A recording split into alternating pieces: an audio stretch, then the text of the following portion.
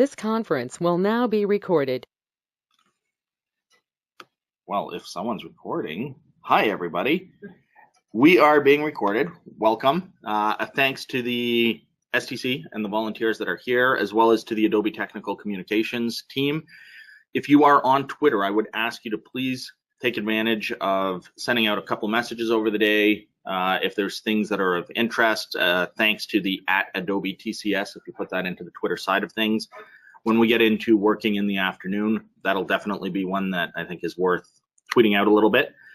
I'm going to talk about a couple of different things. Running a business, some of the decisions you make, some of the impacts that wrong decisions have had over the years or will have. There's times where I ask other people for input, and there's times where I ignore their input. It's an interesting one. You have to be willing to deal with the consequence of ignoring the input from other people. That's one of the tougher ones to get used to. And you start remembering the successes in a lot of cases, but you don't necessarily remember the failures as much.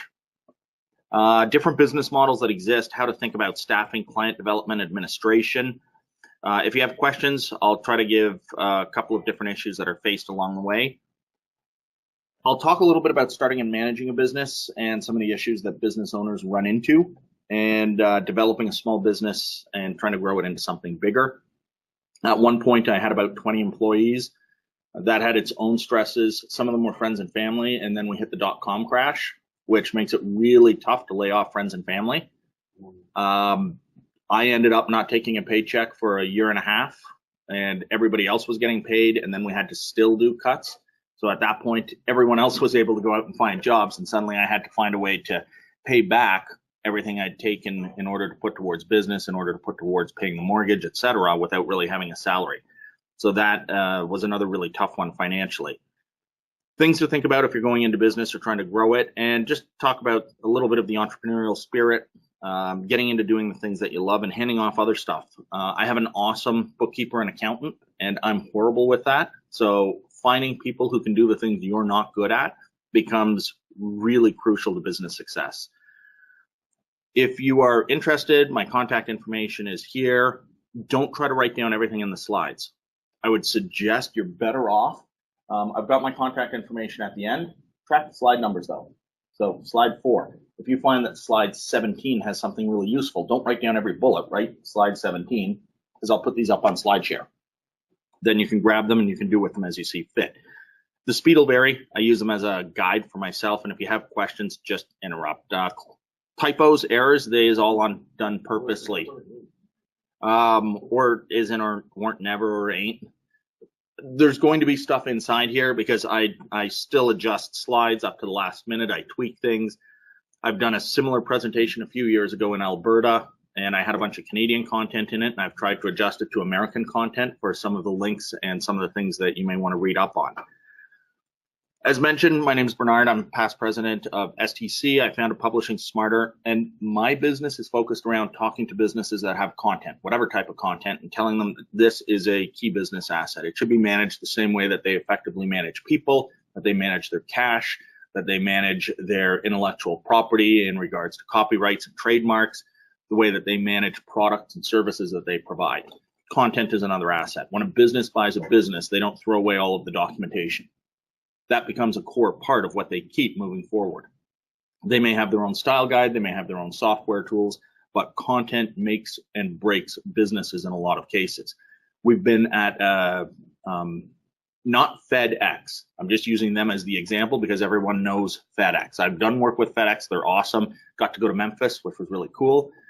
But another air shipping company, and they had just bought a small fleet of planes. They bought about 15 or 20 airplanes, and they were on the ground because they didn't have the owner's manuals for the airplanes. They didn't have the documentation. So they bought these planes, they showed up, they didn't have any information on it, and the FAA said, well, you can't fly them. And if those planes are sitting on the ground and what you do is air shipping, that becomes a liability. It's a cost to your business. You are not making money. They still had to pay people for the planes, and they had no way to generate revenue off of it. So they flew a group of us to their offices, and we spent almost 2 months creating airline documentation, largely from scratch, for airplanes based on here's the maintenance manuals, Here are flight operations manuals. Here are minimum equipment lists. Everything else that we had to build, we had to pull together. They had information for other planes, but they didn't have it for these specific tail numbers. We had to create it all, or they weren't flying. And it cost them a lot of money because of the documentation. So that's one small example, but content can make and break a business. So a couple business models. I'm not going to tell you which one of these to pick, but at a high level, if you're going to start a business, and just a quick show of hands or online as well in the chat window, who's thinking they are interested in building their own business in the next couple of years or less? Okay, so a few people. And how many actively employed in a company now? Okay, so some of the ideas that I'm going to have here are going to be ones that apply definitely to building your own business, but you can also apply them internally to companies. So sole proprietor, partnership, and thank you on the chat as well, and incorporation. So in most cases, you're probably working for a corporation, generally speaking. Even a small business is often incorporated. There's legal reasons to do that, LLCs, etc. Mine is a sole proprietorship. Makes it interesting sometimes when people turn around and they say, how many years do you have your corporate books? I don't have corporate books. All right, well, how do you handle liability? It's all your fault if it doesn't work. I give you ideas and you implement them. And if they don't work, you should have done more research than just count on me. And I have not had any issues with that over the years. But it means that early on, I had to talk to a lawyer and make sure that I was covering myself. So sole proprietorship, usually one owner or one decision maker. The administration's easy. It's quite simple at tax time. It's you. You don't have to go through all kinds of other paperwork. But legally, if things go wrong, it's your fault. It can jeopardize your own personal finances. Technically and legally, there could be times where they seize your car, seize your house, seize your assets. So you have to be really cautious around that. It's also more difficult to raise third-party money. If you're starting your own business, you largely do it out of your own pocket. You don't go out and do an IPO. You don't go out and get venture capital in the same way. They expect those businesses to be incorporated. Leadership in the company can be really difficult. It's you. And if you feel that you're able to do all of it, you start running into the problems as you try to grow your business. Oh, I'll do the sales side. Oh, I'll do the marketing side. I'll actually do the work in the company. I'll look after the bookkeeping. I'll look after the legal stuff. And you start putting in those 60, 80, 100-hour weeks. Even in a large organization, those types of things can happen. Elon Musk is sleeping on the factory floor at Tesla at times, and also running SpaceX, and also running the Boring Company. So trying to run multiple things at the same time can be really difficult to do. Partnerships, I've been involved in sole proprietorship. I had a business partnership as well. You have a working relationship with somebody else, which is nice, but it's also a potential drawback. You share the skills towards a goal. You share the costs. You have that support network. You have somebody else who has a vested interest in the business. However, the drawback is your partners, whoever else you're involved in, because you have shared liabilities. If they mess things up, you have to share the profits. If the company does fantastically well, in your opinion, and you say, hey, last year, after expenses, we had $200,000. That's great. Oh, and we have 10 partners inside the partnership, so we each only made $20,000. It's tough to live on $20,000.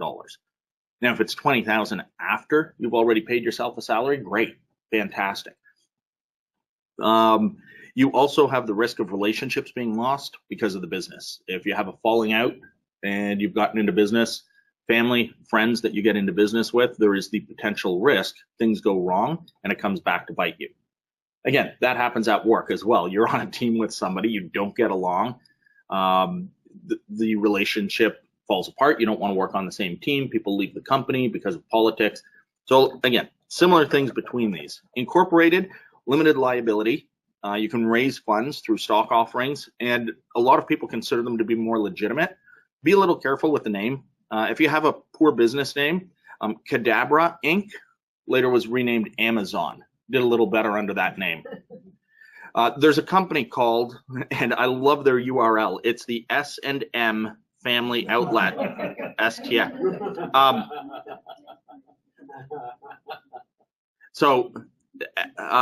Yeah, it's in Texas. Yeah.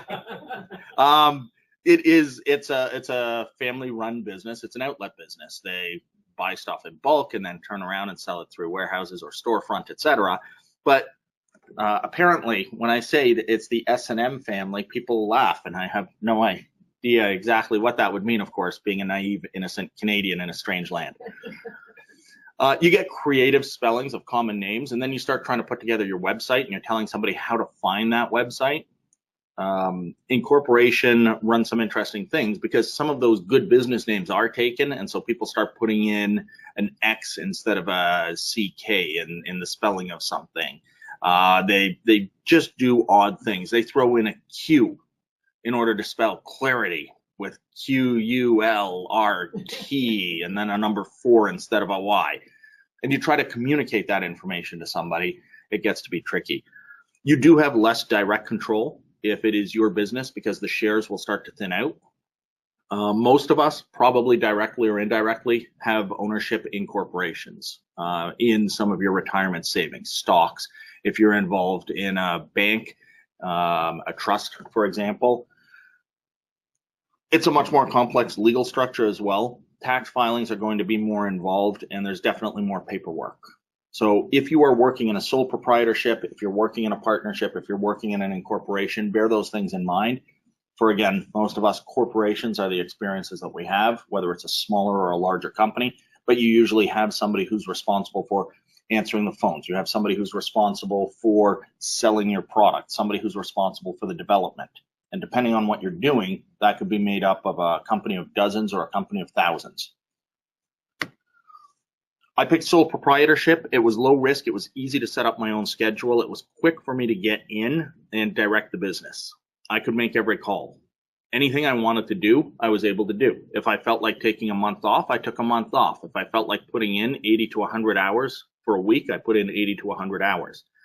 If clients came along and tried pulling me in 2 different directions, and it turned out that they were equal dollars, I could look at it and say which one has more future potential or which one's more interesting. The times where it went well, it went really well. It was awesome doing the work prior to the .com crash. There was more money than sense coming in. We were able to take the staff out. We were able to, and again, with friends and family, it's really nice to be able to spoil people and do a bunch of these things. But then you start running into the opposite side of things. It's tough sometimes to get good people to stay because if you don't have the money to pay them, they start looking for opportunities, and they should because you want to be able to look after yourself, your family. If it's just me and I'm not able to deliver on something, if I'm sick, if I'm overbooked, if they ask about specific jobs I don't have skills for, I run into problems there. Now, being sick, being overbooked, those you can't do a huge amount around. You get sick when you get sick. Sometimes you get overbooked because you plan for something and it ends up having a lot more than you expected, where the client comes back and adds more workload. But jobs that I don't have the skills for, if you can't do it, don't take the work on or find someone who can and outsource the work. Sometimes you're better off to make $5 or $10 an hour for 200 hours where you don't have to do anything other than send off an email message that says, hey, I'm going to put you in touch with a client. Can you do this work? And if you have people you can trust, if you have good relationships with them, you end up making money, even if it's a small amount. And relatively speaking, $5 or $10 an hour for 200 hours. Now, somebody else is probably out there making 10, 15 times what you're making off of it. But again, so what? You're drawing in something. Toughest things so far, I've had a couple of times where a few people have approached me and said, we'd like you to come and work for us full time. We'll buy your business, bring you in as a partner in our business. Trying to figure out how much is the business worth, talking to the accountant, the bookkeeper, the bankers, the lawyers.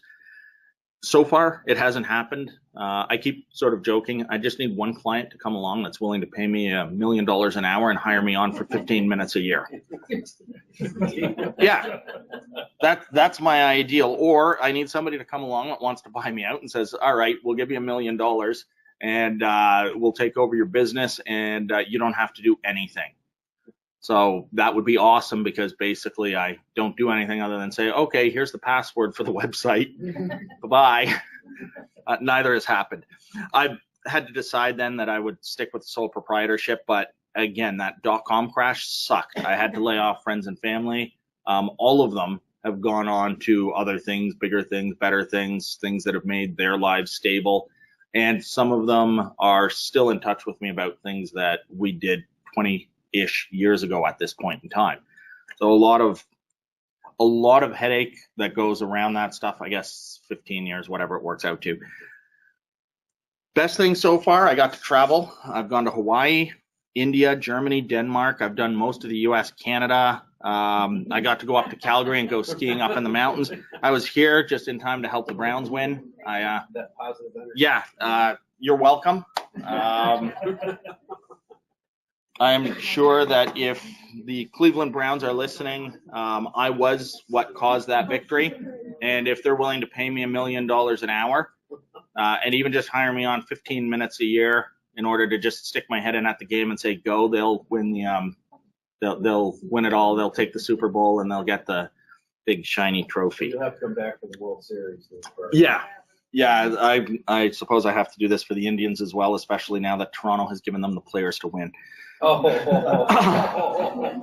Really?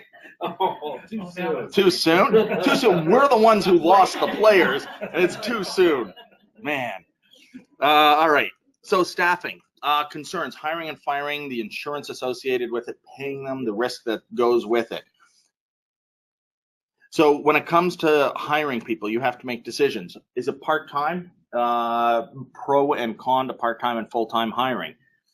If they're part-time, you can ramp up as needed. You bring in more people. Businesses do this as well. And this is where what you're picking up from here today might help with some of the things that you're doing in an incorporated business environment at Rockwell, for argument's sake.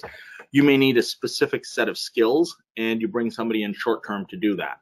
You may only have to pay somebody for a short amount of time. It might be a higher rate because it's a contractor coming in. It's somebody who has a daily rate, an hourly rate that's double or triple what their salary might be to someone. But if you only need them for 2 months and then they go away, you don't have any of the additional overhead. Same thing in a part-time environment. I can bring in people and I can say, all right, I just need you to work in the mornings twice a week. The drawback, you train them up in order to do the job. You give them the experience, the skills that they need, and then they leave and go somewhere else. And I have a lot of people who work, they work sort of a full-time, but I know I've only got them for 4 months to a year, and they're putting in 40 hours a week.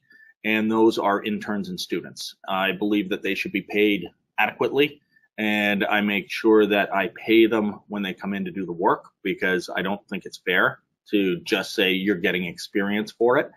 I also know that they're going to leave, but the benefit to me, I've had probably about a third of the interns that I've had over the last 10 plus years have gone on to companies that then turned around in the next year, 2 years, 5 years and said, yeah, I know somebody who can do that stuff. And I went in there and I did work and I made 10 times what I paid the intern. So it is an investment in a lot of cases if you keep good relations going with those part-time people.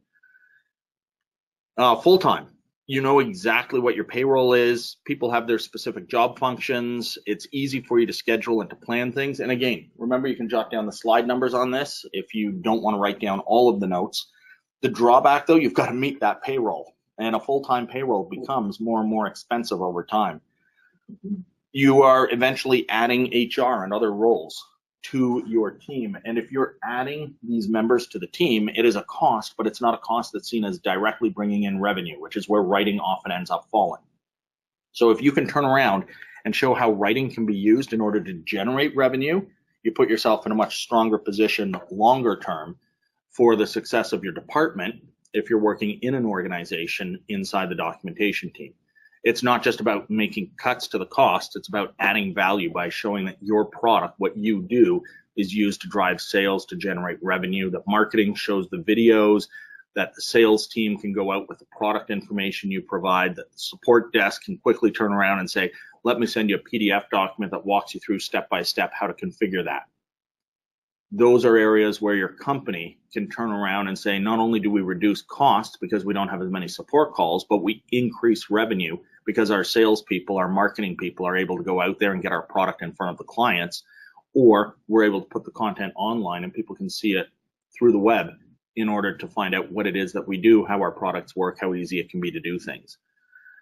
Costs also go up across the board. You have more phones, you need more internet access, whatever else is a business expense. Printers, the consumables, the paper that goes into it, the coffee. I've got my coffee here. There's a cost associated with that for STC, so thank you for the coffee.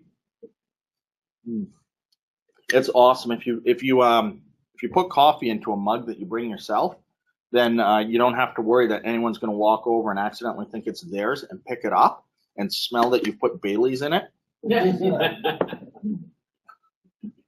Hypothetically, I'm not going to bill you for the Baileys. Contractors, I love working with contractors. This is my personal preference. It's similar to part-time and full-time, but it's less of a legal issue. The paperwork goes away. I send them a check, they send me an invoice, and that's it. They do the work. If I don't like the work that they do, they go away. I just don't contract with them again. If I do like the work that goes with them, what I will do in some cases, and I've done it in a few where I know that they have increased their rates to some of their clients. And I'll say to them, hey, look, are you willing to lock in the rate that you have with me if I guarantee you a certain number of hours? Or are you willing to lock in the rate to me if I turn around and I also send you additional business referral and I don't charge you a commission for it? There's different ways that you can work it so that you continue to have that rate coming in. I like the contractors that I work with. I get together with them socially on occasion when I'm in the different cities. The other thing that's fantastic, the contractors themselves have the flexibility to continue to work with other clients. So if I come along and I say, I've got a 6-month contract coming up, it's going to be 40 hours a week. Are you available? They'll say, no, not yet, but I will be available in 2 months. So now I can plan. I put everything in place. I talk to my client. I get the things in place. And when we're ready to go, the contractor is mine for that fixed amount of time. And at the end of it, I either have more work or I don't, but it's the contractor's responsibility to fulfill the contract with me and then figure out what do you do next. And in some cases, I definitely have partnered up with people that are my competitors. Many of you know Alan Hauser. Alan is a past president at STC. He's involved with the Pittsburgh community, and Alan and I compete for certain contracts. And there's times where one of us gets it and the other doesn't, and we still turn around to the other and say, hey, can you help me out with this? We don't overlap very often, but when we do overlap, it's actually kind of nice because there's certain people where if I talk to a client and the relationship is good, I'll say, are you able to tell me who the contract went to? And sometimes they can, and sometimes they can't. And I've had once or twice where the client has told me, oh, it went to Group Wellesley, Alan Hauser's business. Like, yeah, I know Alan. I've known him for years. He's going to do an awesome job for you. There's other times where they tell me, and I know who it is that they've passed the work to, and I say, oh, you're going to have an interesting project. Best of luck on it. And if you need more help down the road, just let me know because I know they're going to call me down the road. And contractors are just a lot of fun in that way. The drawbacks, similar to the part-time, full-time. Legal issues, though. I don't know the specifics, but in the States, there have been issues with people being on contract for too many hours or for too many years, and they're considered employees. So be aware of that if you are contracting or if you're a contractor. And less of a connection to you than the full-time or the part-time. Question, yeah, fire away.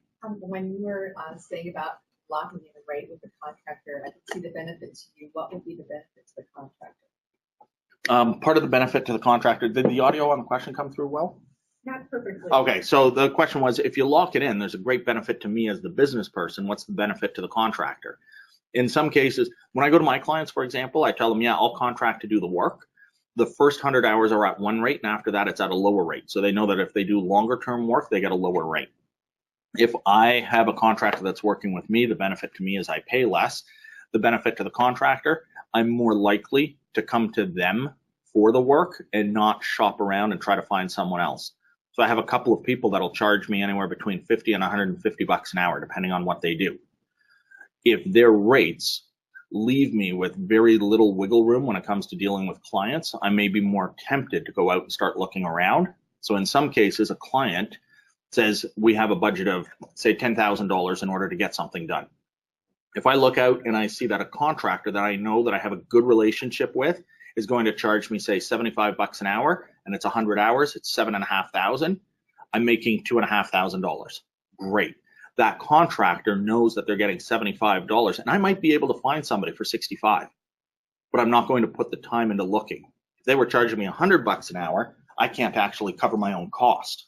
At that point, I'm paying them the $10,000 that I'm billing the client, and I still have to put in my time to manage the relationship with a client, to do the paperwork, to deal with any risk that's associated with it. So those are some of the areas where I would say the contractor has a benefit by having a slightly lower rate. And in other cases, one of my contractors increased their rate, but they kept the lower rate for me, saying, you know what, you've been a good customer over the last 10 plus years. I'll just keep the rate the same as it is so that you can continue to move ahead with your business. If you start to increase your rates to clients, there was a good trust relationship there, is that if you increase your rates to clients for the stuff that I do, and you're willing to give me a percentage, that would be awesome. But if not, I totally understand. So over the last couple of years, as rates have gone up, I've been able to take some of the contractors and say, I can give you another $5 or $10 an hour on top of what you're already billing for the work. Sometimes clients will give a performance bonus as well, and I share that out with them. Does that answer the question? Yeah, thank you. Okay, you're welcome. So I picked going with full-time at one point with employees, but I ran into issues. Often people put in extra time just for pizza and beer. There's a lot of times where I get to the crunch, but now it's contractors. I have specific things that I use: information architects, editors, writers, developers. So I might need a programmer with a certain skill, a certain language that I don't work with, and none of my other people have worked with. So I can go out and say, who does this? And I can find them, usually with a reference from another contractor. Writers, editors, information architects. If I'm working with a company that is a software company, a hardware company, medical, or aerospace, I may decide it's easier for me to go out through the STC and find somebody who has that specific skill set in the STC membership, rather than try to train somebody up in order to know how to speak to an engineer at Boeing. And that conversation is completely different than an engineer at Johnson & Johnson, because they both, they make hardware. One of them is medical hardware, and one of them is aircraft. And neither of those is the same hardware that Dell makes. So if I need somebody for Dell, I go out and I find another skill set with contractors. I also bring in part-time people for the things that I know I need. For example, accounting. I am not an accountant. I don't play one on TV. I loved accounting in high school, and then I just stopped doing it. And ever since then, things have just been better for me. I have somebody else who does it and does it well. And looks like my screen's locked up for a second, so I'm just going to try something here. I have the Microsoft Surface Book, which means I have a detachable screen. I'm not sure what this will do from the presentation standpoint, but now that I've detached the screen, there we go. I've just attached the screen, and now I'm going to reattach it. And it is the equivalent of Control-Alt-Delete and rebooting the computer sometimes. Is that still coming through on the presentation okay? When I picked my screen, it's still frozen. Okay. So let me make sure that I duplicate this and PC screen only, and then duplicate it. So hopefully that'll show up on the projection here. Just waiting for the computer to catch up with me again, and it should show up. There we go. And I'm just going to try going to slide 20. Is slide 20 showing up? I see slide 20. Okay, perfect.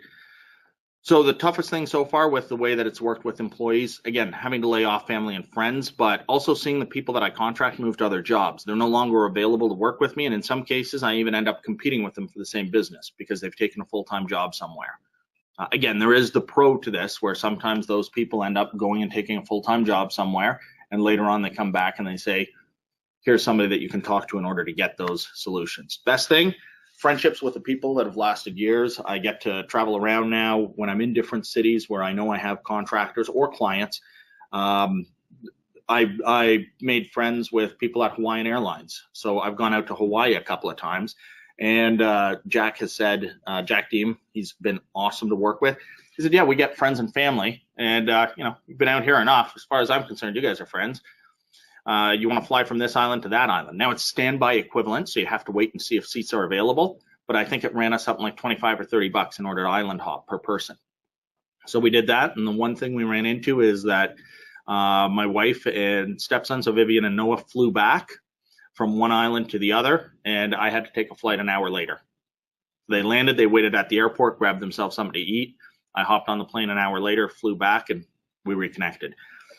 It's great. I've met people that I interact with through Europe now, across the US, across Canada, and it's been in part the business and in part STC. So having those connections is fantastic.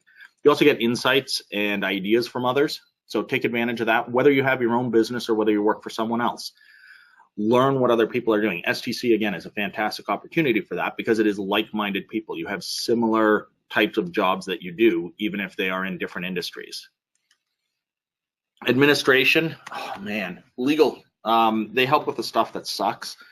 Contracts so that they can identify an issue before it actually becomes a problem.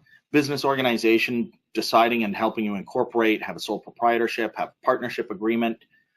Real estate, reviewing any documents before you actually sign them. Dealing with taxes and licenses. Yeah, you need an accountant for that, but sometimes you also need lawyers in order to take a look at how is the business structured, what does this mean for your tax position, are there ways that you can set things up so that legally you have more or less control and responsibility over those things. Intellectual property, I have a bunch of clients who say things in non-disclosure agreements and statements of work and related contracts around the idea of anything that you create while you're working with us belongs to us. Like, no, it does not. Anything that I create for you belongs to you. But if during that same 6 months that I'm doing contract work with you, I'm also putting in contract work with someone else because that's what our business does, they own the intellectual property for the stuff they get. You own the intellectual property for the stuff you get. And just looking at some of the phrasing and making sure that it covers you properly. Finding a lawyer, figure out what price point. It's not safe to say that the most expensive lawyer is the best, but in many cases, pricier lawyers have had more experience. That's why they charge more. Legal costs, not for the lawyer, but legal costs in a settlement against you could potentially run, depending on what your business is, hundreds, thousands, millions of dollars. So many companies have lawyers who they are paying millions of dollars in order to avoid hundreds of millions of dollars in penalties. There is a reason that the biggest companies on the planet have entire legal teams. Apple has entire legal teams because there's always going to be somebody that comes along and says, I had that idea and you stole it from me. And you need to be able to legally defend yourself. Lawyers should generally be well connected. Make sure that you ask people to give you references. And good lawyers, just like good technical communicators, are going to be known within the circles that they travel and will have a reputation that makes you decide, yes, we can deal with these people. A lot of experience and similar clients so that you know that they're working in your field. The same way where anyone here who is working in a business, Rockwell, for example, if you're at Rockwell and you know you have somebody who's coming from the hardware side of IBM, odds are they're a much better fit than somebody who's coming from the textbook side of Pearson Education, based on the type of content that you're writing. If, on the other hand, you're working with McGraw-Hill and you're doing documentation and textbooks for universities, it would be the opposite. The person who has the experience from the Pearson Education side is probably going to be a better hire. And if it comes down to 2 or 3 equally qualified people, it's nice to have a network that you can turn to, like STC, where you can say, what's this person like to work with? Has anyone done so? Formally or informally. When you see the references, if you know the names of the references, it makes it a lot easier to trust the person that you're going to be talking to. Bankers, get to know them now, build up that relationship. Don't do it when you're starting a business, because at that point you're asking them for money. Build up your credit now, not when you're starting a business. Show collateral, have a solid grasp of finance basics. My sister, in the last 2 months, has had to take her house and try to figure out, how do I change the mortgage, put it entirely into one name? And she went back to her mortgage company, and her mortgage company said, you don't qualify because the Canadian government has changed the rules. She said, well, I need to do a bunch of paperwork because I'm going to have a tenant moving into the place. I've got to change things around.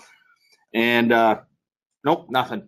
So I called up my account manager at the bank, And I said, hey, Jeff, is there anything that you guys can do? He says, I don't know, send me the paperwork. I sent the paperwork. I said, if need be, I can co-sign for her.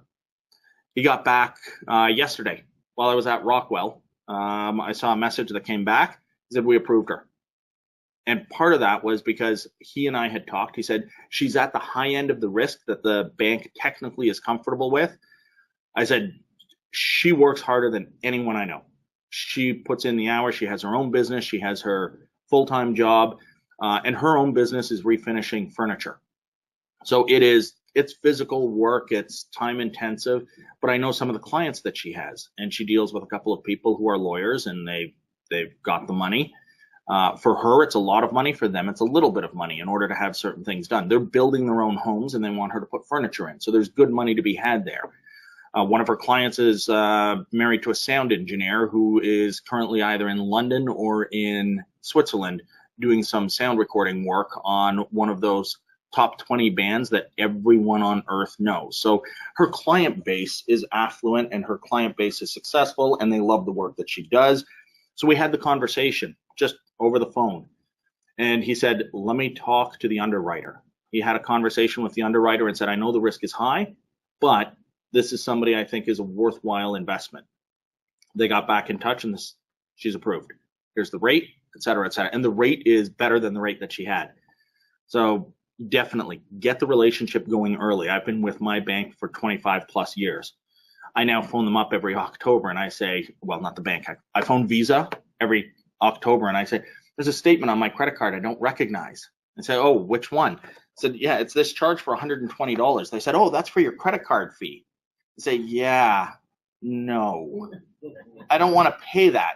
And say, well, you have to. That's the fee for having the credit card because of the card you have. And I say, okay, I'll tell you what. Can you escalate the call to a manager? I'll just put me on hold. When you come back after you've looked at my credit card history and what my spending is over a year and over the last 2 years and 5 and 10 and 20 years, just come back. All I need you to do is tell me one of two things. One of them is, no problem, we've waived the fee. We'll give you back your 120. Or, that's not possible, I totally understand. Could you just give me the phone number for American Express? And they go away and they come back and they waive my fee. Because I have a history, I've built that relationship. I have a second card for my wife, it's $50. The bank waives that one. So we don't pay for the credit card, but we get the points, et cetera, et cetera. And part of that is I've built up a relationship. I've talked to them over the years. Banks love you when you have money, and then they make you jump through hoops when you need money. So the best you can do is get to know them now when you have money. Banks can also help you because bankers will review your business plans. They'll provide guidance, and they do it free. And I've got free in quotes because you're a client of the bank. At some point in time, you likely want to borrow money because you may have a client that has extended their payment terms to 90 days, but you need to take care of something in the short term and you need to borrow, whether it's $1,000 or $5,000 or $50,000. You need to borrow some money. If you can show that you have a history, they're more likely to lend it to you. That's banking 101. Build that relationship early on. Show that you have the capability to borrow and to pay it back, that you have a good track record.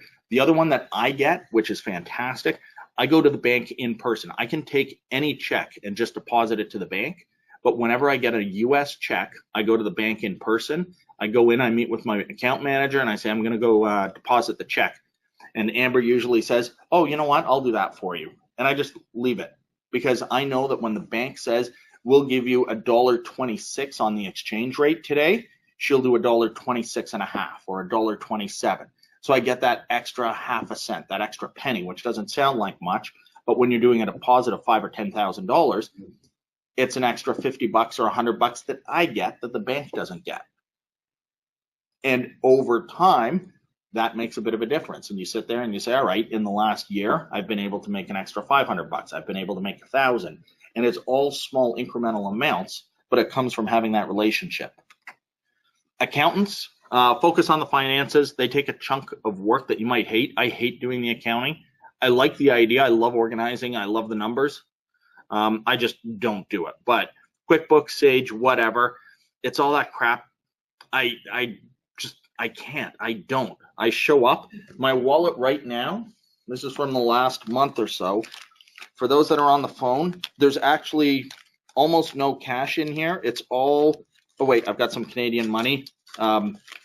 We put color in our money. Yeah, well, we have to. We've also put alcohol in our beer. So it gives us a way to tell the difference if we've been drinking between a 20 and a 50. But my wallet is stuffed with largely receipts. And then I put them into a box and I show up twice a year at the bookkeeper and I hand them over. They open scary envelopes that I get from Revenue Canada that say things like, you owe money. And I look at it, I'm like, ah, and then I go in and I say, yeah, this is, it's good. We got it. Your quarterly payments are covering this. Why are they sending me envelopes? Well, the envelopes say that your payments are being covered by your quarterly submissions. Can't I just get them to electronically send me something so that I can flag it as spam and delete it without ever seeing it? Plus, it sounds impressive. I tell my clients the accountant's going to prepare the invoice. I sound like a bigger business. I mean, I am a international conglomerate mega corporation because I have an accountant and a bookkeeper. They both work in the same office. Bruce and Marianne are awesome, and they've got about 5 or 6 employees, small business. But I go into the accountant and I get financial advice. I have them review the business plan and they give a fresh perspective because he's looking primarily at the dollars and cents and they understand the taxes, how to pay them. My wife and I recently bought an investment property.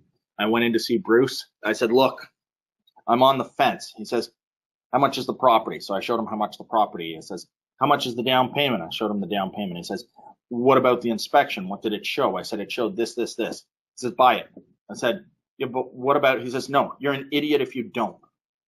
Like, okay. He says, strictly dollars. He says, get yourself good tenants. If you don't do this, you're an idiot. Because even if the house market stagnates and you make nothing, he says, in 5 years, you'll have back what you paid for it in regards to down payment. The property pays for itself and puts a bit of money in the bank every month. And that money will cover the costs and then some based on what a house costs to maintain. He says, you're making $500 a month for doing nothing. And in 5 years, you've got your entire down payment back. And after that, you're making $1,500 a month for doing nothing. Like, okay. So he starts banging out stuff. He says, you're looking at give or take over the, as soon as the 5 years kicks in for the next 5, we look at that 10-year chunk, you're making around 18% a year. He said, you can't make 18% a year anywhere. Just do it. So I called the real estate agent and I said, all right, let's put in an offer. And we bought the property and we did a bit of work on it. And right now I'm not making anything. But in 5 years, I'll start making enough that I'll cover any costs associated with the place. Plus I got 2 good tenants in there. So the accountant helped with that. The bank helped with that. The lawyer helped with that. So legal, few and far between. Most of my contracts are very easy to read. They're standard agreements. I've got a non-compete where my contractors are told, if I'm doing work with Rockwell and I bring you in to do work with Rockwell, you're not going to do work directly with Rockwell. Now, some of them may turn around and say Rockwell's all over the planet. All right, fine. You won't do work with Rockwell in regards to the types of things that we're dealing with in regards to the division that we're working with. So you have a quick back and forth with a contractor, you have an agreement. If you are, anybody here doing contract work as a writer? So same type of an idea, you'll have non-compete, non-disclosure, contract terms that you're signing off with people. I don't know which states specifically. I've done some work over in Detroit. We just finished some stuff with a client, and Detroit's a right-to-work state, so non-compete agreements don't work anyway. And even if you do have a non-compete, it's tough to enforce them. So that's another area where it becomes important to have good relationships with other people, with contractors that I work with, or as a contractor with the businesses that you work with. Non-disclosure, so that you're not actually revealing specific information. There's some clients that we're not allowed to, like we can say things along the lines of, we've done work with specific intelligence and policing agencies in the United States of America. But I might not be able to say specifically which agency. We may be able to say we've done work with the military, but I can't say specifically which installations. There's other places where we can absolutely say who the client is. I do a lot of work with Adobe. And that's where your non-disclosure comes in. Contract terms, what is it that you're going to deliver? Banking, I've got the RBC, the Royal Bank of Canada. It's easy, it's local, they have everything and they listen, or I just go somewhere else.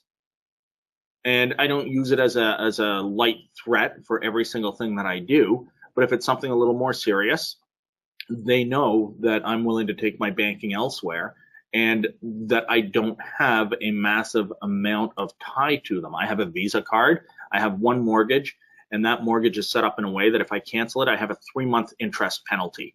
My interest rate is like 2.25% or something. So if I walk away, it costs me something like $600 or $500. It's next to nothing for what they end up making longer term, and I'm bringing them new business. And the accountant I have was recommended by a friend. Actually, the accountant was fantastic because my buddy went in there and he talked with Bruce and he said, you know, I'm not interested in an accountant that's going to help me make $1 million from my business. I don't care if I'm doing $1 million a year in sales.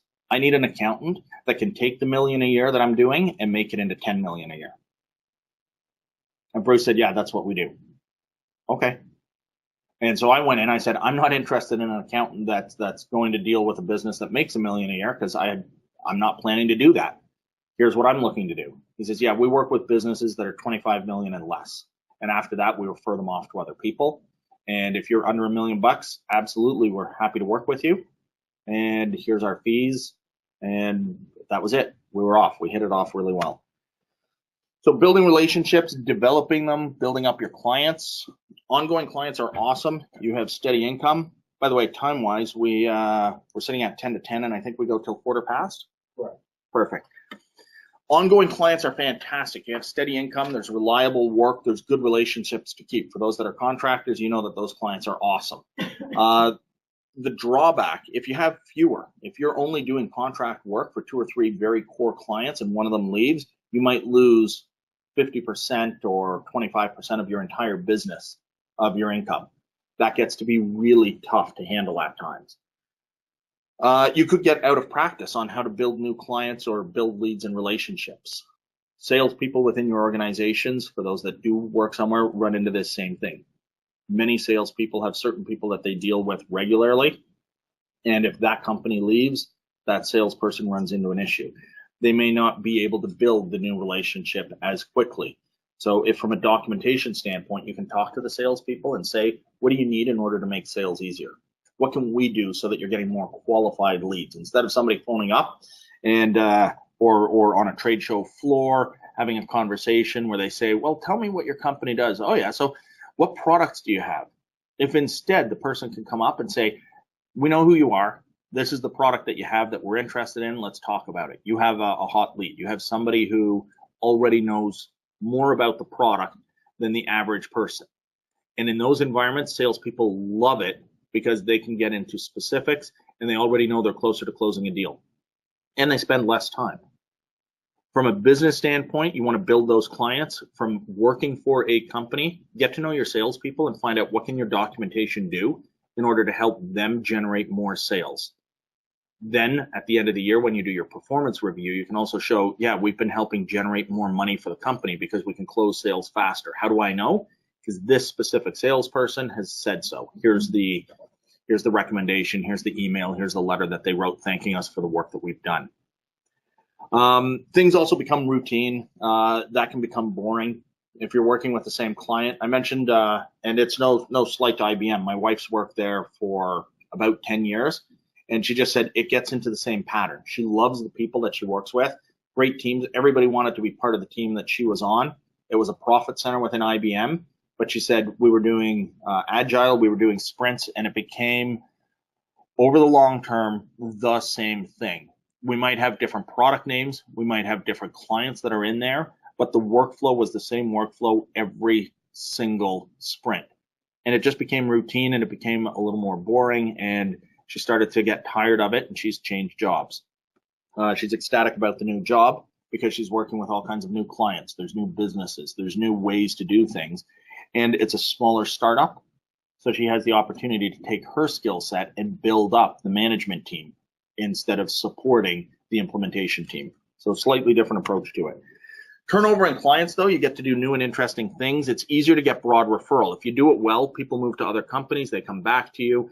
You end up in a position where you can say, I can go out to somebody now and I can say, yeah, aerospace, we've got clients in that. Military, yeah, we've got clients in that. Security, yep, no problem. Telecom, sure, no problem. Oil and gas, yep. You mean oil and gas in regards to drilling and exploration, or to the software side, or to the refining? Because we have clients in that. Now, some of those clients might be 2 years, 5 years, 10 years ago, but I still try to stay in touch with them. Several of the people that have been there are now at other companies, and they refer business. But the drawback, you have to keep trying to get new clients. And if you're the only one doing it in the sole proprietorship, that gets tricky. Projects may end up being shorter term, and there is more paperwork because you may have to sign a contract, sign a contract, sign a contract. You're always going back and redoing some of those initial lead generation things. You can sell products. Benefit, products have return customers. How many people go and pick up their, I'm just taking a look, there's a Diet Coke, right? How many people go out and get their Diet Coke on a regular basis? Who goes out to Starbucks on a regular basis? If you're selling a product, good products can often sell themselves. Bob, you were talking about going out looking at cars. You and your wife looking at more compact SUV. Right. You said the problem with Honda is they're not really willing to deal because they can just sell the car. Right. Whereas other places are willing to deal because they can't move them as quickly. So in some cases, the product just sells itself and you don't need to be out there and offer as many incentives. It gets easy to develop customer loyalty. We have had, by and large, a couple of very standard vehicles. We've had Hondas, Toyotas, and Nissan. I've had a couple of others along the years, but my wife had a Honda Civic. When we went out to look for an SUV, we had a Toyota Corolla. I've had a Toyota Camry. So we bought a Toyota CRV. And then when we went out to get a larger SUV, because we've been building a log home and we needed something that can haul a lot, we went out and we looked at the Toyota Highlander and the Honda Pilot. That was it. We didn't even look at others. It didn't matter if they cost 20% less. I don't want it because I already know what I'm getting with the vehicles. Customer loyalty becomes a really big thing. And again, those vehicles sell themselves. Repeated products are easy to make in bulk as well. Coca-Cola, it is easy for them to churn out bottle after bottle after bottle of Diet Coke anywhere in the world. Netflix, it's easy for them to make new TV shows. It's especially easy for Netflix because they have thousands of things that are on there and they can look at it and they can say, current and future trend shows that our audience, I'm making the numbers up, our audience is almost a quarter age 18 to 25. Here's the types of things that they're watching. Here's where their trends are starting to go. Let's put out a TV show next year that has all of the elements that they're looking for. And we already know that these people are the big draws. And Netflix and Amazon have started dominating stuff like the Emmys. That's become massive. HBO is falling behind. And guess what? Netflix makes content. And they make content for their audience. And that's really what we do in the TechCom side of things. Ford, rolling out vehicles. Ford has just gone through, and I believe other than really, I think the Focus, the Mustang, and the pickup truck, and maybe some of their SUVs, they're getting rid of their smaller vehicles. They're phasing them away because they're making their money off of the F-150. It is probably the most profitable vehicle pound for pound that Ford sells. So why are you churning out a bunch of product that doesn't necessarily generate as much revenue? Switching over to alternative fuel sources, switching over to electric vehicles is something that's taking off. So they're starting to put out more hybrids, more electric. That's another area of development. The drawback to selling products, you have to make it. So you need people or you need machines to do it. Tesla has famously run into issues around that. You need to ship it. Tesla has run into problems around that. You need to keep protecting it legally. All kinds of companies run into issues around that. And you need to manage your costs against competition. If you are competing, by the way, try never to be in a business if you start your own where you compete on price. If your value is I charge less than someone else, you're going to get dropped when somebody charges less than you do. I go to my clients, I say, yeah, I charge more than other people. Or I'm in a competitive middle area, but I'm not the lowest bidder you're going to deal with. But I'll do it right, and I'll do it right the first time. If you're selling a service, people return year after year. Good services build up a good reputation. I go back to my accountant every year. I deal with the same bank, for example. You build customer loyalty, and it's a service. So if you come up with a repeatable way to provide that service, you can sell it in bulk. You can scale up because you teach other people to deliver the same service. Netflix, again, is a service industry because you can go somewhere else in order to buy that streaming service. You can get Hulu, you can get HBO, you can get Amazon.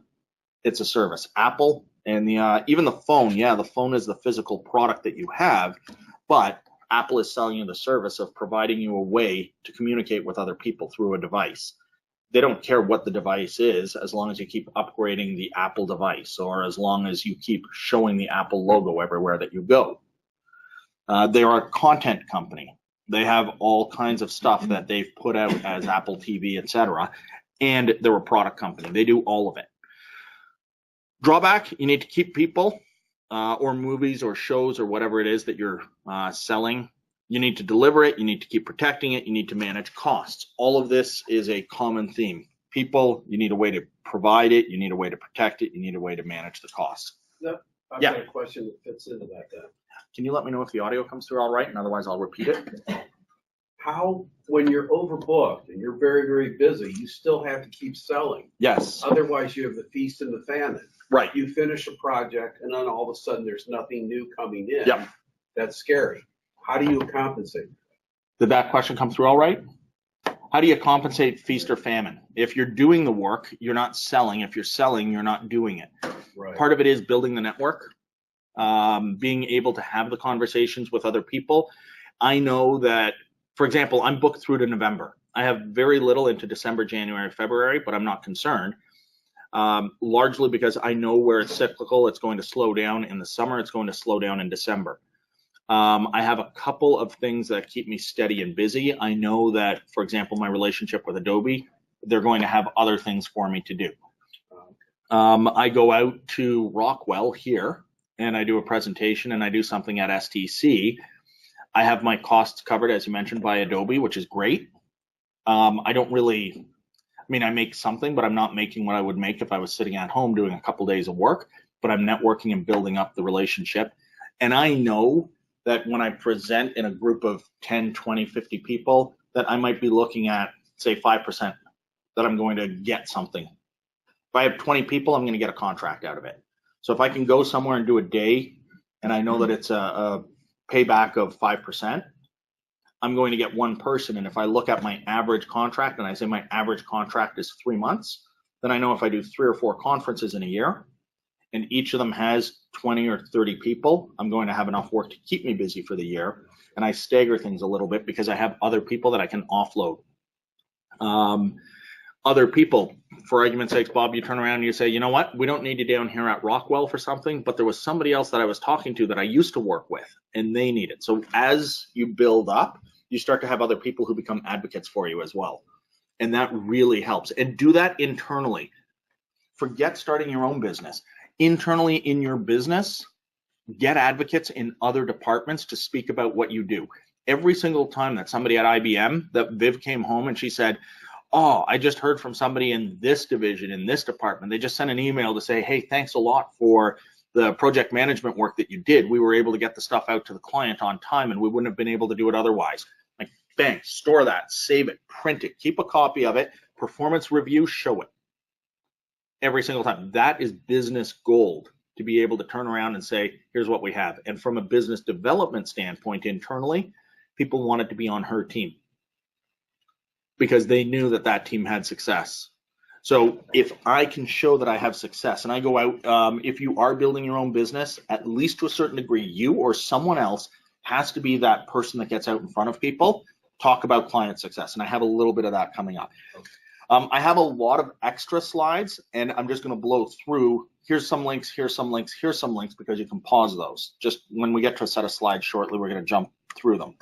So starting your own, if you're going to start your business with some of this background, what's your own risk level? Low, medium, or high? It was really easy for me to start a business when I was 21, 22 years old, because really my risk was minimal. If I wanted to start a business right now, at this point in time, my risk is low. because my wife and I have our house built and paid for. And at this point, we're doing investment stuff rather than day-to-day cost stuff. But age mid-20s, all of 30s through the 40s, at that point, especially if you have kids, et cetera, those become potential risks of not having an income. So you have to factor in what is it. The other thing that made it easy for me, my wife worked at IBM. Benefits, steady paycheck. Her paycheck was this nice straight line, her bank account. Mine, I would have times where my business account, I'd look at it, I go, I got 80 grand sitting in my bank account. And then 3 weeks later, I'd be looking at it and go, I got $800 in my bank account. And really, that's just a couple of zeros. That's really nothing. If you look at just the zeros, but you look where they're placed on the decimal, it starts to run into it. And I'm up 80 because I had a bunch of clients pay and I've got the money there. And then I'm down to almost zero because I had 3 contractors that each worked for 2 months that I had to pay. I had to pay my quarterly installment for my taxes. And I had to go through and deal with 4 conferences, and I had to book hotels, book flights, and there's 3 of us going. All of a sudden the money's gone, but I look at my accounts receivable, I say I got 40,000 coming in, and then I can say 80, 0, 40. So I'm sitting at about an average of 40 over the span of say a quarter, and I'm sitting at 10 grand a month. And if I can take that, I can forward project it. I can say every month I should have somewhere around an average of 10,000 sitting in the bank for my business account. That gives me a moving number that I can take a look at. And again, that's also part of that projecting forward. If I look at it and I say, where am I going to be in 6 months? I'm not sure, but I know in 3 months, I'm going to be at 10 and 10 and 10 sitting in the bank because I have that even spending and I have that cushion of 10 grand one way or the other. I don't want to take up all the time, but how do you bill? How do you know what to bill for a particular job? If I'm putting out, the question was, how do you know what to bill for a particular job? Part of it is having a history of having billed and knowing what the competitive rate is. I have conversations with my clients on occasion. Have you billed out? Have you asked other contractors, et cetera? What are the going rates? I find out from other people, give or take. If I start looking around and I realize that everybody I'm competing with, when I talk to them in person and I meet them, they're all driving a Mercedes or a Porsche, I'm probably not billing enough. If everyone else I'm competing with is driving a 12-year-old Toyota Corolla and I'm still working and I'm driving a 12-year-old Toyota Corolla, I'm probably billing somewhere around the same thing, and maybe we're not billing enough because I'm also looking at the bank account, etc. And if I'm not getting the contracts, I ask. I say, what was the deciding factor? And if they come back and they say it was price, and that happens a lot, I can bring my prices down. Core steps. Put a plan in place, get the financing, market yourself, do the work, bill for it, and then repeat that. Review the original plan that you had, and then repeat that whole thing. So you adjust your plan, you get the finances, and you continue to market, you continue to do the work and bill people and repeat. And on the finance side, one of the things I did, I like trying to track where things are. Right now, the economy is doing awesome. And by and large, in the industries that I work in, if I see that there's a downward trend coming and it looks like we get to one of those points where people say the economy is contracting, we're making less, I do something really weird at that point, and I probably shouldn't say on the recording and with everyone in the room. At a point like that, I usually hike my rate. And then I contact all of my clients and I say, look, we have a new rate that we've put in place, but I know things are getting a little tight. I'm going to honor the rate that we have with you for the next 2 years.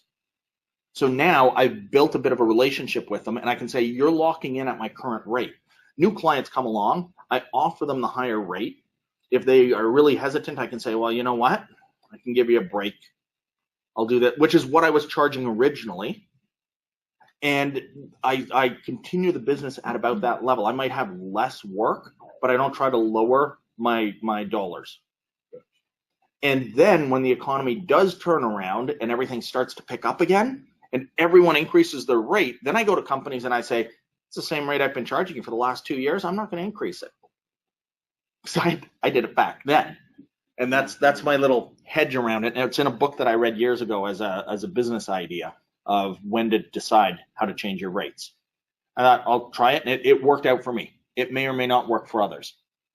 Also, sometimes I'll go in at a lower price because, for argument's sakes, if Apple comes along to somebody and says, hey, we want you to come in here and do something, and then you can splash the Apple logo and the success story of what we did all over the place, maybe you're willing to take a 20% cut in what you make in order to have Apple as the client and a success story that you can put in front of people. Useful resources. I said I've got a lot of links, so here we go. Score.org, browse their library. It's a nonprofit organization here in the US supported by the Small Business Administration. I say that, what do I know? They may cut that tomorrow.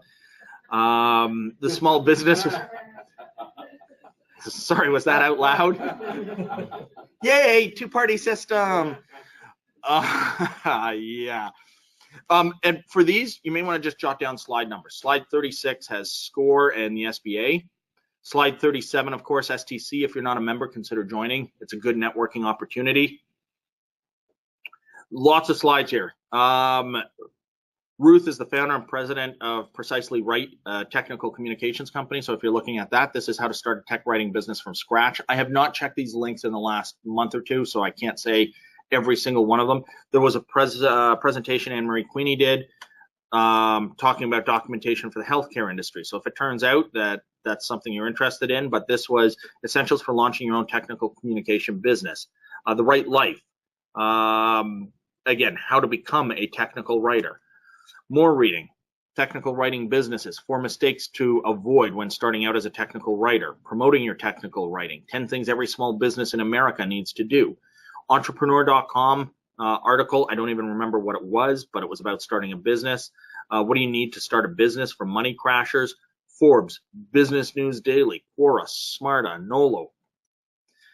I had some Canadian ones I put in. Take advantage of some of the international stuff because it gives you a different perspective on things. So if you're looking at a US business plan, look at it and then poke at these. These are Canadian business plans. And one of the reasons it's useful to take a look at it is that it may give you a different perspective because our banking system is different than the US banking system. Our tax system is different than the US tax system. So it may just give you that opportunity to read something and go, oh, yeah, you know what? Everything I've read in the US says this in regards to banking and this for taxation. Canadians, I set aside more money for taxes. I actually set aside more money than the more money that I need to set aside for taxes now. And at the end of the year, I usually get a refund, which is one of those, oh yeah, and then I realize it was my money in the first place. But I did once run into a situation where I didn't pay them enough for a year and a half during the .com crash when I was paying everyone else. I woke up one morning to find out that my personal accounts were gone, everything.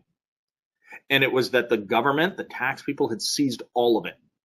I had a good relationship with the bank, fortunately, and I was able to go in and say, what the hell just happened? They said, the government took your money. And I turned around and talked to the bank, talked to the government, and at the end of the day, actually at the end of about 2 months, the government said, yeah, whoops, we took it when we didn't need to. Thanks, but so now I just try to stay ahead of it whenever possible, and that's something the accountant and the bookkeeper can do. Business plan, and I've got a few more slides I know we're sitting at. I'm going to probably go about another 5 to 10 minutes, and then we'll take a break. But business plan, probably the most important document you need. By the way, if you want to learn how to write business plans, offer to write business plans. We're writers. Talk to people that you know. Go out to things. Go out to Toastmasters. Talk to people. Go to Toastmasters. Go to any organization. Talk to people. Build your network. And if you hear somebody looking to start a business, ask them, have you had somebody review your business plan? And if they have one, review it. You're going to learn what they did. See what they do. See if they succeed with it. You think through your business idea before you start. Once you're running, it gives you something that you can look back on as these are the goals. When it's time to, when or if it's time to obtain additional financing, you can go to the bank and show them what your plan is. It is a living document, so review it every year or so. Make sure it reflects your current situation and your goals. The last 2 years, I've stopped doing business plan related stuff because I'm sort of in a hold pattern. We were building a log home last year, so I didn't want to bring in a bunch of new business. I wanted the opportunity to go up and work on it whenever I felt like it. This year, we've been doing the same thing. We've been in sort of a holding pattern work-wise because we're thinking, what do we do? We've still got landscaping. I've still got a garage to build. There's still a lot of things to do there. And again, we're not in the same financial position now that we were 5 years ago. So I've been able to change things. I leaf through it, but I don't go in and make a lot of changes because now I'm at a point where it's a pretty steady pattern for what I'm doing. The business plan would have the introduction, what's the business, the team, and that team includes people like who's your lawyer, who's your accountant, who's your banker. The business environment, is it competitive? Are there a lot of other people doing it? It's not to say it's bad if it's competitive. At the risk of the border people getting this, Canada has legalized the marijuana industry. It's competitive. But these companies have seen their share price quadruple in the last 6 months, go up tenfold or even 100-fold in the last 2 years. It is a competitive market. Coffee shops, a competitive market. Some medical stuff is a competitive market, but there's others where there is no real competition. And it might be, you know what, there is very little competition, I would think, for people selling stickers that you put onto your glasses in order to make the lenses look plaid. Probably because not a lot of people want to put stickers on their glasses in order to make them look plaid. So sometimes having a lot of competition and having a lot of competition that all do well is just indicative of there's a lot of things happening. You want to start a glass windshield replacement company, a great time to do it is about a month before they start doing massive construction on every single road, and you know there's going to be gravel flying all over the place.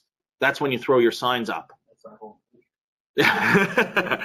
Marketing plan, operations, how are you going to run things, finance. Now, you're going to say, here's the bank that I hope to work with, but you want to show the financial information because you may be going into a landlord that says, oh, you want office space? What's your business plan? Are you going to be able to pay for this? Risks, and then the conclusions. And sometimes I said, well, I definitely suggest outline this and then start building it up and build it up, starting off potentially with some of the risks that are going to be associated. Because if some of those risks are too much for you to manage, why are you putting time into creating everything else? If the risks are something that you're comfortable with, go for it. And there are a lot of low risk types of businesses that you can start up in the field that we are in. Getting the word out, building your connections. Don't tell people that you write manuals because no one cares. No one reads them. Why would they care that you write them? The STAR. I do this with people when I'm talking about resume building as well. Situation, task, action, result. So what's a challenge that you faced?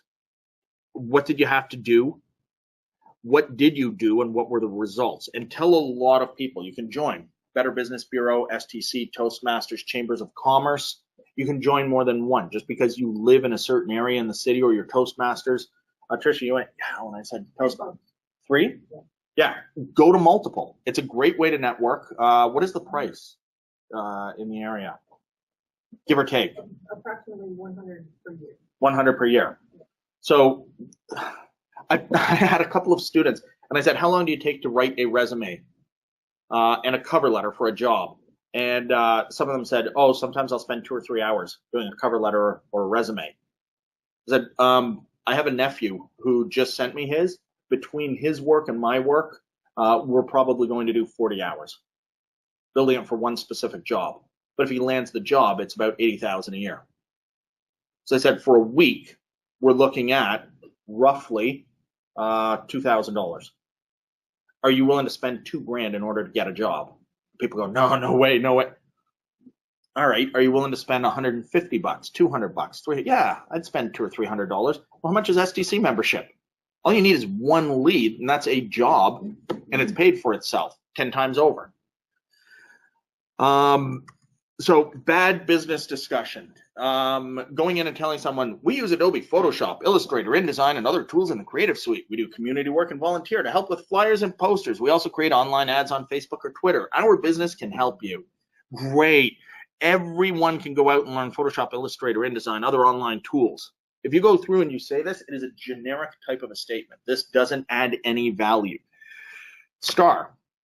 I have a situation, a task, an action, and a result showing here, and I color-coded them. So camp quality, it's for children with cancer. As soon as I have a conversation, right, who hates children who have cancer? Show of hands. Anyone hate children who have? All right, because if you do, you're a horrible person right away. And yeah, so I did stuff that helps children with cancer. And everyone's like, oh, you're great because children get cancer and it's terrible. This is actually stuff my sister worked on, but I'm taking credit for it. She's a cop. She works with Camp Quality. She's been a camp director for years. They needed more funds and volunteers. So I talked to her about some of this.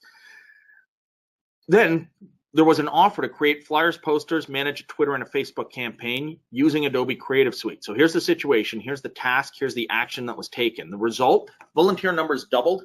Cash donations increased 25%.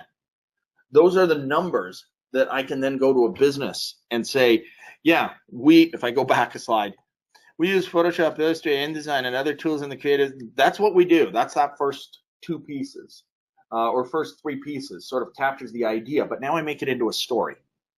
And the result isn't our business can help you. The result is we increased sales by 25%.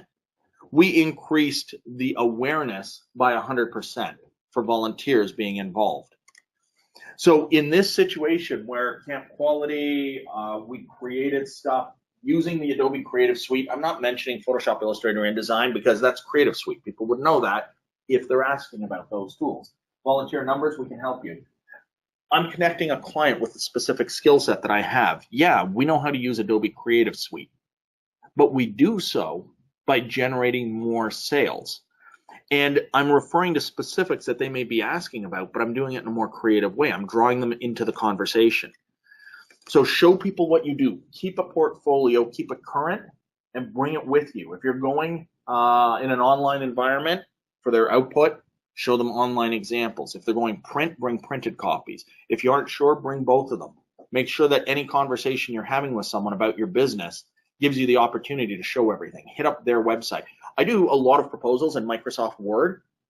And the reason I do the proposals in Word, if anyone's gone in Word, you can change your styles and your colors in a drop down really, really quickly. So I take a look, what are Rockwell's corporate colors, give or take? Black and red. Guess what? If I send you something, my document is going to have red headings. Adobe is red, IBM is blue. Take a guess what two colors I use, depending on which company I'm sending my proposal to. It's a subtle little thing, but it connects me a bit more to the company. If you don't have a portfolio yet, create one. You've done work. You can take what you've currently done and genericize it. Take the ideas that you have. If it's on the corporate website and it's publicly visible, take screenshots, take the information. If it's out there for the public, you can just tell someone, if you go to this page, this page, this page, try to get your name on the materials that you're doing.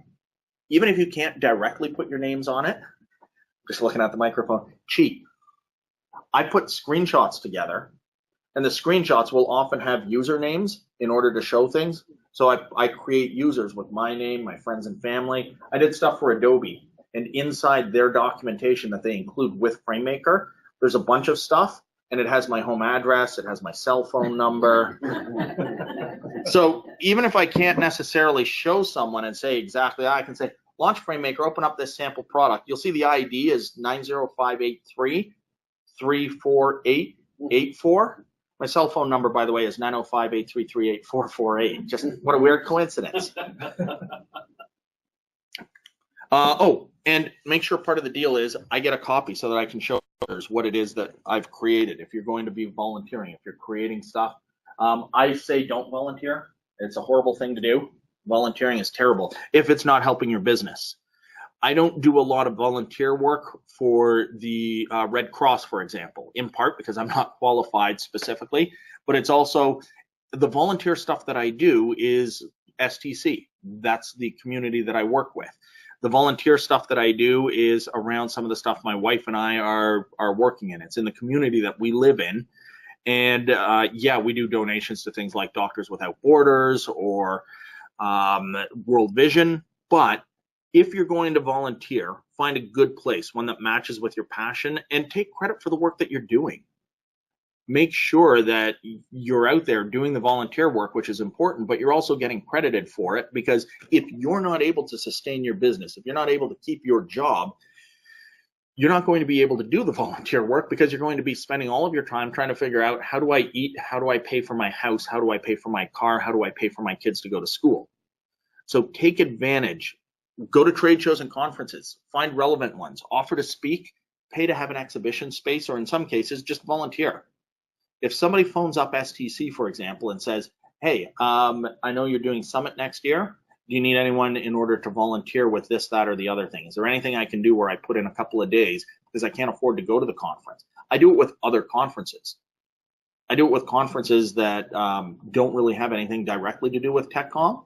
And I'll see if one of my clients is there, and I'll say, hey, do you need somebody at the booth just to hand out some literature for a day? Sure, we can have somebody there. All right, so now I show up, I hand out lit, I talk to people, and I just direct them, and then I've got 2 days at the conference where I can go around to every other vendor and sell my service. So bringing it together, wrapping it up here, I've wanted my own business since I was a kid. I've been employed by well over 50 companies by the time I was 22. Some of them were for a week or two, some 3 or 4 years.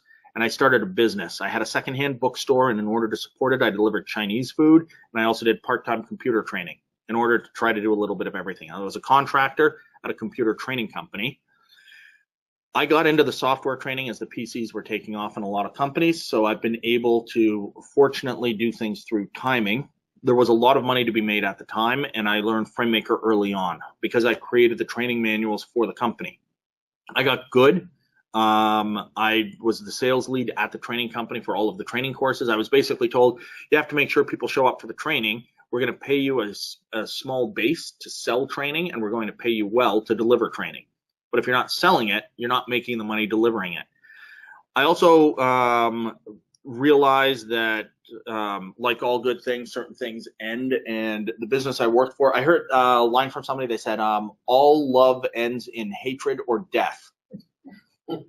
Like, wow. That's... So same thing with business, I suppose, in some way. But I was in a business partnership. Yeah, it fell apart. People go their own ways. So the company that I was working at fell apart. I hired on people. I started my own training business. When theirs fell apart, I started ours. We had about a dozen employees that were full-time, a couple of part-timers, at least a dozen contract trainers. I'd say about 20 regular people. We worked all over the place on all kinds of things. But again, the industry went up in a dot-com bomb, and I had to lay off people. We scaled back and came at it fresh. People were wanting content. We added services. Instead of just training, we started doing writing. And we adapted the business as we moved forward. We decided to teach people how to do all things documentation work. Now, the business itself grew, and we had a partnership, but we had an amicable split in the business because one business partner wanted to do training, and I wanted to do more documentation and related type of work. I got into the documentation side. I started to get very active in STC, which over the years has been fantastic, and I've got a reputation. I also learned from some great people, and I think I have 2 slides left here, or 3 slides. High school entrepreneurship. First day of class, we walk in, grade 12 class. I had dropped out of high school. I went back. I'm now 20. I'm sitting in the classroom. I've got my newspaper in front of me reading it. There's a couple of other mature students at the school, 2 or 3 in the classroom that look to be around 20, 25, somewhere in that range. And most of the students were 18, maybe 19. And they start after about 15 minutes hanging out with each other. One of the students gets up and goes to the front 15 minutes in and rifles through the teacher's briefcase that's sitting on the desk at the front. And I thought, oh, this is interesting. Looks up and says, my name's Kevin White. I'm your teacher. The course is entrepreneurship. That's about getting into business for yourself. It says, sit where you want, sit with whoever you want. When we have group assignments, work with whoever you want. That's what you do in business. Most of you are here because you figure it's easy. We're going to lose half of you before we finish the semester. You're going to either drop out or fail. And 24 people passed out of the 40. We went to a business competition here in the US, which was really fun. A lot of people in the class made stuff because they knew how to do it. Some of them had services. Me and one other guy, we decided to do basically the equivalent of the yard sale for everyone. We rented the school gym. We brought in tables. We paid for someone to show up and clean it at the end of the day. We paid for someone to open it, and everybody was able to sell their product. We were the most profitable group, dollar for dollar. We did the least work in order to get it done, and we got the highest marks in the class, and other people complained, but they didn't do as much work. And the teacher said, you're right. Yeah, and they didn't have to, do as much development of stuff. Yeah, you're right. So how come they got the highest mark? Because dollar for dollar, they made profit, and they did it in an ethical way. And they, even at the sale that we ran for the day, I started a bookstore after that, but I had a bunch of books that were just junk. So I sent them out 3 for $1 just to offload stuff, and I sold them. So we made, $1,500, $2,000, whatever it was over the day each. And other people said, well, I didn't sell anything and I had to pay $50 in order to have a table. Teacher said, you didn't have to pay $50. You could have sold it any way you wanted. And it's not their fault that you didn't sell. You priced yourself out of the market. So some really good lessons, but the best lesson, the second best lesson ever learned, after Kevin White gets up and introduces himself, he says, I want everybody to stand up right now, take your chairs and turn them over on your desk. We're all looking around like, what is he talking? So we all turn the chair over, and one girl in the back of the room says, oh, he says, what? She says, there's $1 taped to the bottom of my chair. He says, yep, that is your first lesson in business. And this actually was the second best lesson I've ever learned about business. He says, first lesson in business is what? If you want to make a buck, you've got to get up off of your ass and do something. That's pretty good. He says, that'll be on the exam. He says, you just learned the second most important thing in business, which I think is the best lesson ever learned. And the most important thing that I feel I learned from this guy, just because you get up off of your ass and you do something, it doesn't mean you will make a buck. And I thought that was a fantastic combination of things. So I ended up doing what I love to do. I fix problems. I deal with these issues that clients have. I try to go through and see what the obstacles are. And I like this line. I try to go over, under, around, or through the obstacle. How do I resolve the problems that people are facing? I get a fresh angle on things. I'm talking with people regularly. I interact with somebody going somewhere, not those who are grumbling and complaining about where they've been, about where they're stuck. I like that. It makes it more fun. So from a business standpoint, I help companies. We create content with them. We manage the information and deliver it.